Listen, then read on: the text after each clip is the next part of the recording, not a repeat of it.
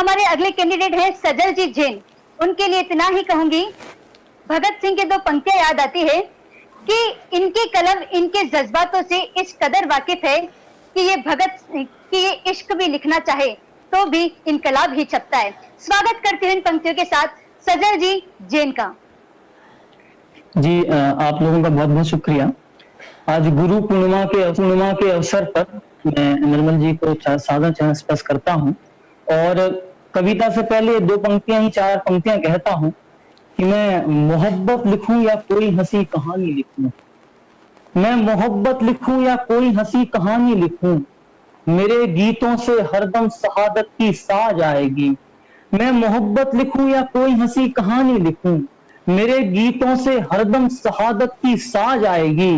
और मेरे ताबूत को कील लगा के जमी दोज कर देना, मेरे ताबूत को कील लगा के जमी दोज कर देना। तुम जब भी खोलोगे वंदे मातरम आवाज आएगी, तुम जब भी खोलोगे वंदे मातरम आवाज।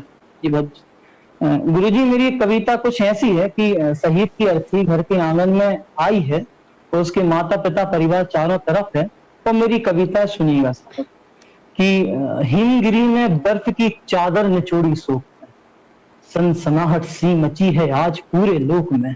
देखते हो ये कमल के फूल भी कुमला गए हैं, दिन दोपहरी हो चला है और बादल छा गए हैं। क्या कहा ये चांद फीका पड़ गया सकुचा गया है, सूर्य की अट्टालिका में भी अंधेरा छा गया है। बारिशें ही हो रही हैं आंसुओं की आंख से, रोशनी ना दिख रही है दिए की चिराग से। अरे हो रहा है क्या समझ में आ रहा है ना किसी को, सिर्फ नीरव करुण रोदन दिख रहा है हर किसी को। रो रहे हैं गीत सारे, रो रही है रागनी, रो रहे हैं मीत सारे, रो रही है चांदनी, और रो रहा है विश्व सारा। चोट लगी है दामन में, माँ के सामने फौजी की अर्थी आई है आंगन में। क्या माँ के सामने फौजी की अर्थी आई है आंगन में। और कुछ लोग यहां भी ऐसे हैं जिनकी भौहें तक हिली नहीं, कुछ लोग यहां भी ऐसे हैं जिनकी भौहें तक हिली नहीं। क्या पीड़ा वे जाने जिनकी लाश भी पूरी मिली नहीं। अरे बाप की लाठी, बहन की राखी, बूढ़ी माँ की बैसाखी, बिंदिया पायल कुमकुम चूड़ी, चीज बची क्या अब बाकी। पापा का तो प्यार गया, गली गली का यार गया, मामा चाचा भैया काका उसने अख्ती यार गया। फिर भी बूढ़ा बाप कह रहा साहब एक माँ होती है सामने रो देती है, लेकिन एक बाप रो नहीं पाता। एक भारतीय पिता की दरिया दिली देखिएगा और बिहार के लाल के पिता का वो वीडियो याद करिएगा जब उन्होंने कहा था कि अभी तो बेटे को भेजा है, पोता अभी भी जिंदा है उसको भी भेजेंगे। कि भाई भैया काका, मामा चाचा भैया काका उसने अख्ती यार गया।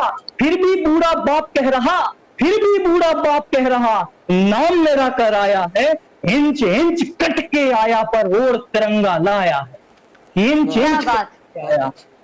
इंच कट के आया पर ओर तिरंगा लाया है। माँ हो गए बाप हो गए, एक और शख्स रहता है जिसकी जिंदगी तबाह होती है।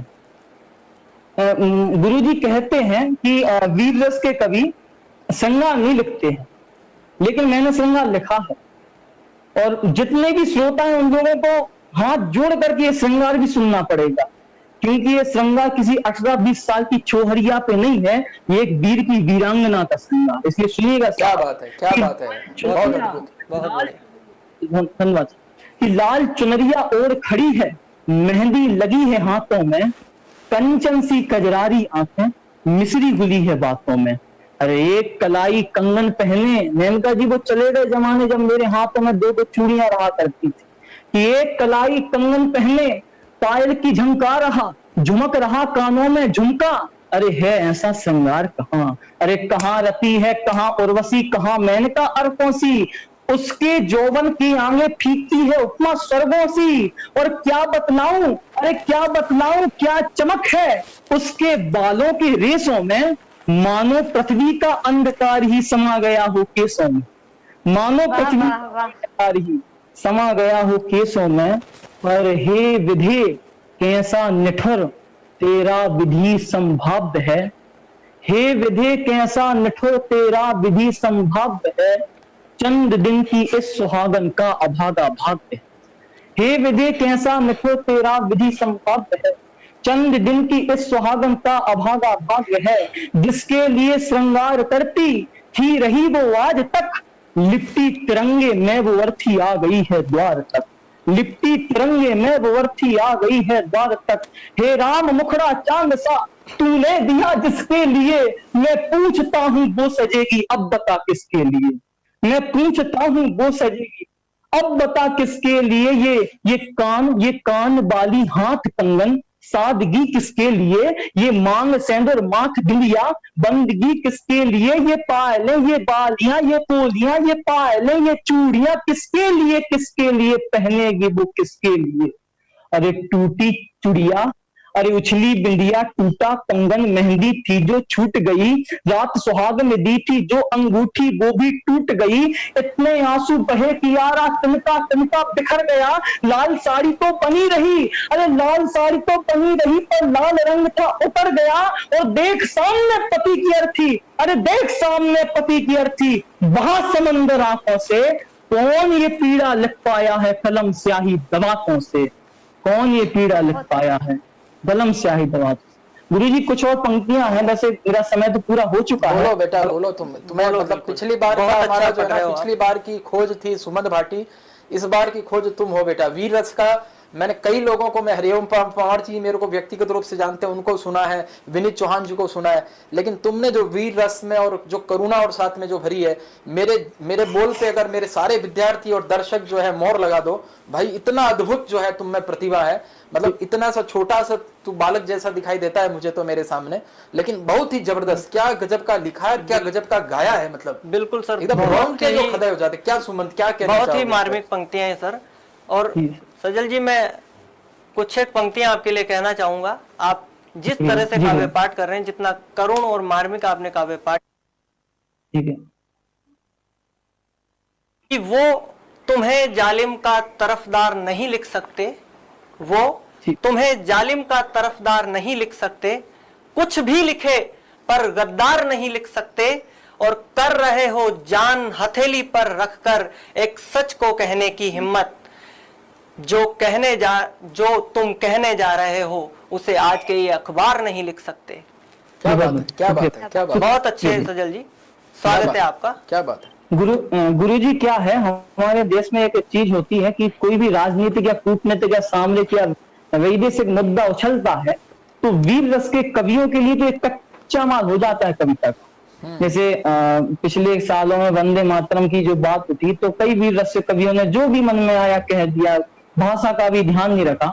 मैंने इस मुद्दे पर दो पंक्तियां कही है, मेरे श्रोताओं से मेरे भाइयों से मेरा निवेदन है कि भूल जाना आज कवि सजल ने क्या चीखा क्या चिल्लाया, ये दो पंक्तियां सिर्फ याद रखना कि साहब अगर देश को कुछ माना हो, कि अगर देश को कुछ माना हो मेरा कहा ये सह लेना, कि साहब अगर देश को कुछ माना हो मेरा कहा ये सह लेना, सैनिक सामने आ जाए तो वंदे मातरम कह देना। क्या बात है, सैनिक सामने आ जाए तो बहुत वंदे मातरम देना, क्योंकि साहब सैनिक ही देश की आन है और बान है, सैनिक ही देश के जन जन की जुबान है, सैनिक ही देश की आन है और बान है, सैनिक ही देश के जन जन की जुबान है, सैनिक ही गंगा और जमुना का संगम है, सैनिक ही दृश्य है, सैनिक ही विहंगम है, सैनिक ही दशमेश गुरुओं की आन है, सैनिक की अहिंसा है, सैनिक की कृपाण है, और सैनिक की गंगा की झरझर सी धारा है, सैनिक की दंड है, सैनिक की किनारा है, और सैनिक की कश्मीरी क्यारियों का केसर है, सैनिक ही भक्त है और सैनिक ही ईश्वर है, और सैनिक ही देश की अरे सैनिक की भारत की गौरवमयी माटी है, और सैनिक ही हिंदुस्तान की 56 इंची छाती है। क्या बात, सैनिक ही हिंदुस्तान, क्या बात सजल, बहुत अच्छा। मतलब तुम्हारी कविता को जो तूने नाम जो है ना, तुम्हारे अभिभावकों ने नाम जो है जिसने भी रखा सजल, बहुत सोच समझ के रखा कि जवानी के अंदर कुछ ऐसी कविता बोलेगा कि बगैर सजल हुए जो है, मैं बता रहा हूं मैं कितनी बार आंसू को पहुंचा, बगैर सजल हुए तुम्हारी कविता को कोई सुन नहीं सकता।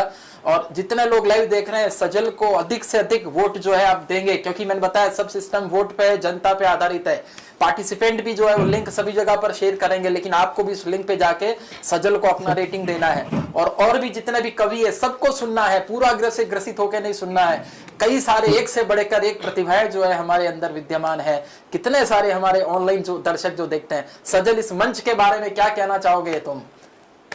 गुरुजी मैं सच बोलूं तो मैं इस कवि सम्मेलन के पहले मैंने उत्कर्ष का नाम सुना था कि एक बड़ी क्लासेस है, कोचिंग है वगैरह है, लेकिन उतना नहीं सुना था। लेकिन फिर मैंने जब जाना तो ऐसी शिक्षण संस्थाओं की होते हुए ही अगर हम आत्मनिर्भर बन सकते, क्योंकि जब तक हमारा शैक्षणिक ढांचा मजबूत नहीं होगा तो हम आत्मनिर्भर नहीं बन सकते हैं। और ऐसे कई उत्कर्ष गुरुजी, मैं तो ये भी कहता हूं कि दक्षिण के लोगों को भी भाषा उसमें भी वहां पे भी एक शिक्षा दी जाए, क्यों ना उत्कर्ष सिर्फ नेशनल लेवल पे, इंटरनेशनल लेवल पे हमारा उत्कर्ष जाए। और जो चीन हमें आग दिखाता है तो गुरुजी बीजिंग में भी इस उत्कर्ष की शाखा डले, मैं तो गुरुजी ये कहना चाहूंगा। क्या बात है सजल जी, ये हमारे मध्य प्रदेश की धरती से है, तेंदुखेड़ा दमोह मध्य प्रदेश की धरती से। झलोन गुरुजी, झलोन जी, दमोह, झलोन गुरुजी, हमारा नाम है झलोन। झलोन, अच्छा, बहुत बढ़िया, बहुत बढ़िया सजल। आपके पिताजी नरेश जैन को नमन है कि आप जैसा सुपुत्र जो है उन्होंने पाया है, जो देश की मिट्टी के लिए जो लिखता है। और ईश्वर करे तुम्हारे मुख पे ऐसे सरस्वती हमेशा विद्यमान रहे और तुम जो है लोगों की बुझाएं इसी प्रकार से जो है फड़काते रहो। बहुत बहुत बधाई सजल, बहुत अच्छा। आज के कवि सम्मेलन को तुमने दूसरे ही कवि सम्मेलन, दूसरे पार्टिसिपेंट ने, क्या लगता है जो है हमारे सुमंत बताओ, दूसरे पार्टिसिपेंट इतनी ऊंचाई पे कवि सम्मेलन को ले गए। आज देखते हैं आगे आगे कौन कौन और सितारे आते हैं। बहुत उम्दा काव्य पाठ किया है सजल जी ने। धन्यवाद भैया। और जितना करुणा का प्रवाह आपकी कविता में मुझे देखने को मिला, मैं बड़े बड़े कवियों को सुनता हूँ, बिल्कुल वही प्रवाह मुझे नजर आया। और आपके अंदर वो काबिलियत है कि आप बड़े मंचों तक जा सकते हैं। आपको बहुत बहुत बधाई उत्कर्ष परिवार की ओर से।